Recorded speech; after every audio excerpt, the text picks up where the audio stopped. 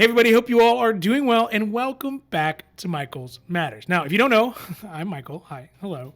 And as we get to the first of this month of May, it is clear that the debt ceiling fight that is still at a simmer between Republicans in the House, led by House Speaker Kevin McCarthy, and Democrats in the Senate and also in the White House, are going to drag this fight out to the very last possible moment. Sometimes probably in the midsummer time, so like early August, late July, I think is the last estimate that we had saw.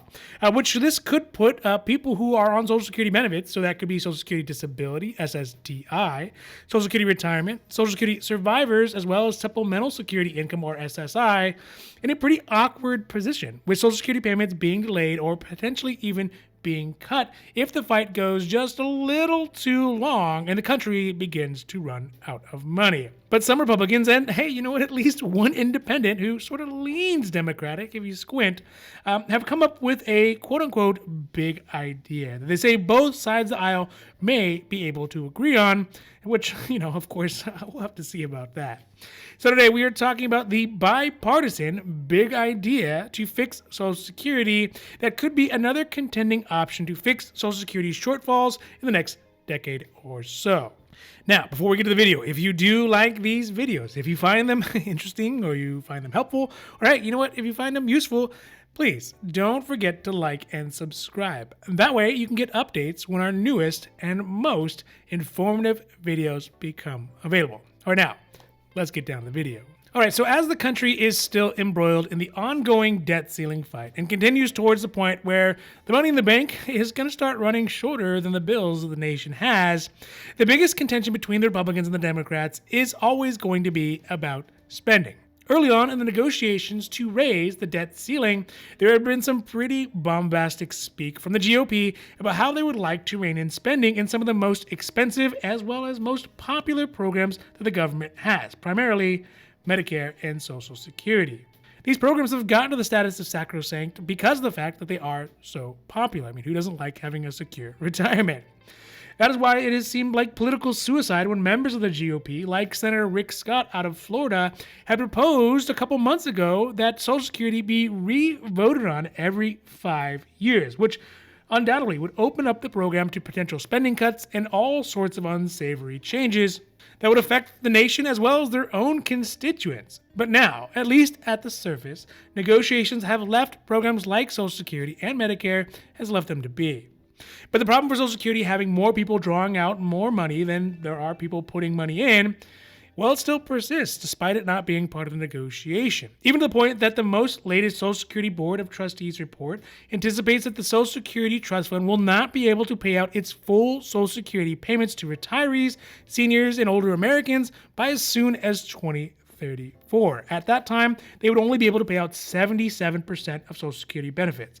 That means that if this was implemented right now in 2023, now just as an example, of course, what it would look like with the average Social Security benefits, which in March was $1,750.18, then these cuts would be $402.54 less, bringing that average Social Security benefit down to $1,347.64 a month. Of course, that is in today's numbers. Now, also, I just thought it'd be interesting if we threw in how this would affect President Biden's Social Security benefits as well. You can see that there for perspective. But again, these are just a decade away if everything stays the same and nothing changes. In fact, it's like the ghost of Social Security yet to come has stopped by.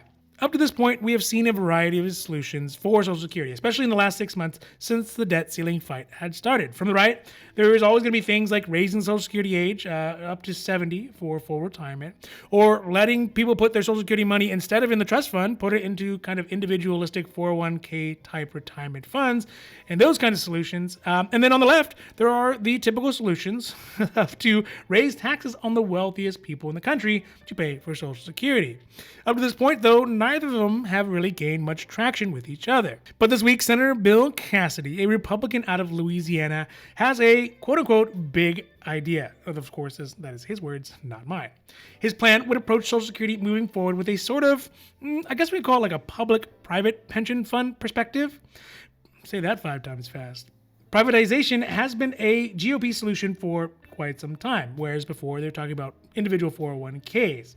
But I guess the most surprising thing about this proposal is that it may actually have at least some minuscule, minor bipartisan support, because Senator Cassidy, a Republican, is also partnering with Senator Angus King from Maine, who is technically an independent but tends to caucus with the Democrats, sort of like Senator Sanders.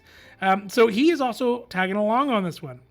Now, the specifics of the proposal are pretty light at the moment, but the grand themes are that they would like to create a sovereign wealth fund that would borrow money from the Social Security Trust Fund and invest it into the market that could be managed and create better earnings in the good years to offset the losses in the bad years. Senator Cassidy estimates that this approach would bring an 8% return overall year over year in their investment rather than the current 2 to 3% that they're getting right now as treasury funds, which, as we all know, with inflation at hovering around 5%, if we are to believe the CPI that comes out from the Bureau of Labor Statistics, that means that essentially the money is losing value every single year because it's not keeping up with inflation.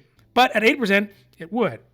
With a higher 8% return, Senator Cassidy believes that much of the shortcomings in the Social Security revenue could be made up for by this investment. In fact, he thinks that about 75% of the $20.4 trillion Social Security shortfall could be recovered by this investment strategy. So what exactly is a sovereign wealth fund?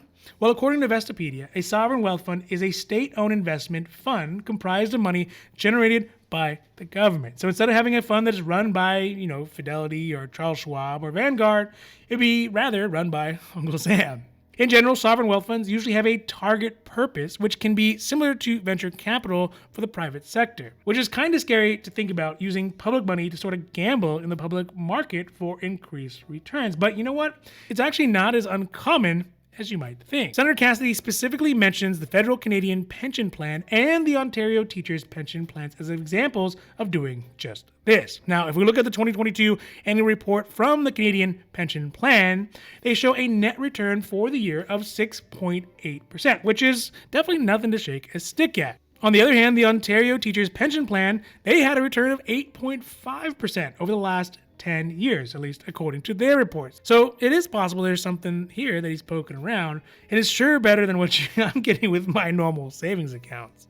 But of course, there are potentially pretty big flaws with changing Social Security trust funds into a sovereign wealth fund. The first is that there can be losses. I mean, if you listen to any investing advertisement, the last thing they always say is, quote, all investments involve risk, including the risk of loss. Second is that the goal of a sovereign wealth fund is to have a return, 8% in this case. And that could actually come in conflict with the goals of the people on Social Security or on the Social Security program, and really as America as a whole, as it is not always a return and investment that fits with the ideals of America. And lastly, the Ontario Teachers Pension Plan and the Canadian Pension Plan, heck, put them all together. I mean, they're all great, but they are small potatoes in comparison to the amount of money that would be going in and out and through the Social Security Trust Fund. It's just not clear who would govern that money, who would invest that money, and whose influence would make those decisions happen. So there's still a lot of specifics that would need to be worked out, but in the grand scheme of things, it's not that bad in comparison to some of the other things that have already come up. So overall, looking at the solution to Medicare, well, I don't know what the solution is, but I can tell you one thing. That is that with so many people's lives and livelihoods and benefits at stake, there's probably not going to end up being a win-win perfect solution for everybody.